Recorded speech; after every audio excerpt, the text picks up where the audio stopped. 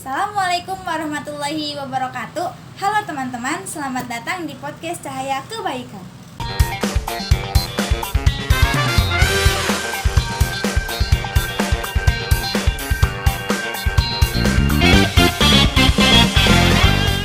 Di episode kali ini kita akan membahas topik yang sering kita dengar dan mungkin ada beberapa orang yang kurang memahaminya tentang zakat. Apa sih itu zakat? Dan mengapa zakat itu penting dalam Islam dan bagaimana cara menunaikannya? Oke, aku di sini Ratna sebagai moderator dan aku di sini ditemani nih dengan dua kakak-kakak cantik ya. Boleh diperkenalkan kakak? Hai teman-teman, nama aku Aisyah Belki Adila. Aku mahasiswi semester 4 dari program studi pendidikan agama Islam. Halo teman-teman, nama saya Syifa Alfabia, mahasiswi dari pendidikan agama Islam semester 4. Nah, kalau kabarnya nih, gimana nih kakak-kakak kabarnya? Alhamdulillah.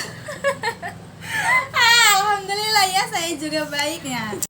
Nah, dalam rukun Islam itu zakat berada pada posisi ketiga setelah syahadat dan sholat. Nah, menurut kakak-kakak sekalian nih, apa sih itu zakat? Betul Kak, jadi zakat itu adalah rukun Islam yang ketiga, di mana secara bahasa zakat itu berasal dari kata zaka yang artinya bersih, suci, tumbuh, berkembang.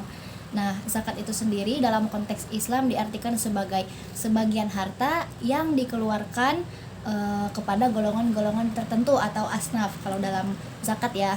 Nah, tujuannya itu untuk mensucikan harta dan jiwa dan menumbuhkan keberkahan dalam hidupnya, dalam hidup orang yang berzakat tersebut. Nah, kalau pengeluaran besaran zakat itu berapa Kak? Besarannya sekitar setara dengan 1 sok yang biasanya kalau di Indonesia kan makanan pokoknya itu dari beras ya. Yeah. Kalau misalkan dari beras itu sekitar dengan 2,5 kg sampai dengan 3 kg. Kalau misalkan zakatnya mau dengan nilai uang, nominal uang, kita ambil dari misalkan 1 kilo beras itu harganya 10.000, berarti tinggal dikalikan 3 kilo jadi 30.000.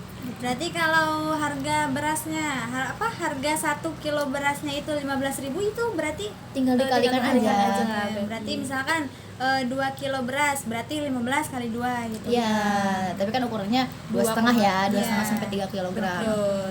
Lebih baik dilebihin daripada kurang. Iya. Betul.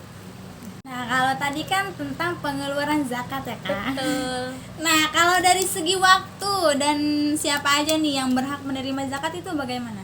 Oh, jadi berhubung kakaknya nanya nih ya tentang kapan pengeluaran zakat. Yeah. Nah, zakat itu kan sebenarnya ada 2 macam ya, ada zakat fitrah dan zakat mal. Yang tadi sudah dibahas itu mengenai zakat fitrah.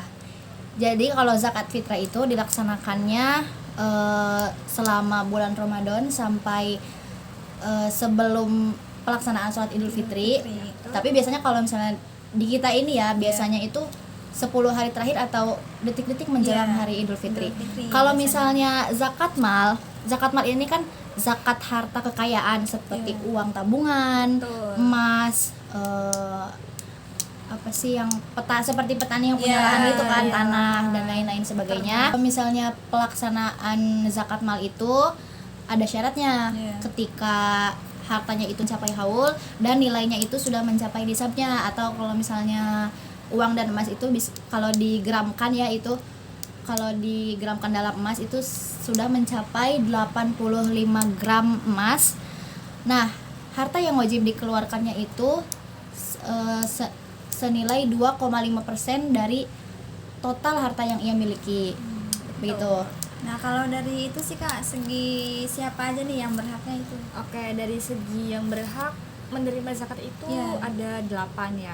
Yang pertama itu ada fakir, miskin, amil atau orang yang pengelola zakat, ada mu'alaf, rikob atau hamba sahaya, ada gharib, orang yang punya hutang, ada fisabilillah atau yang sedang di jalan Allah, sama ibnu sabil, musafir yang sedang di perjalanan atau ke yang kehabisan makanan gitu. Betul.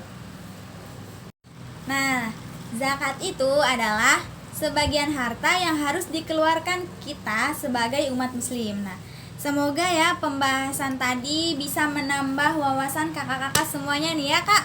Amin. Ya. Dan perlu diingat bahwa berbagi itu bukan hanya kewajiban, tetapi juga bentuk kasih sayang dan kepedulian terhadap sesama. Betul. Dan perlu diingat juga, zakat bukan sekedar angka, tapi bentuk nyata dari keimanan dan tanggung jawab sosial kita sebagai muslim. Terima kasih sudah mendengarkan podcast Cahaya Kebaikan, dan jangan lupa untuk terus berbagi.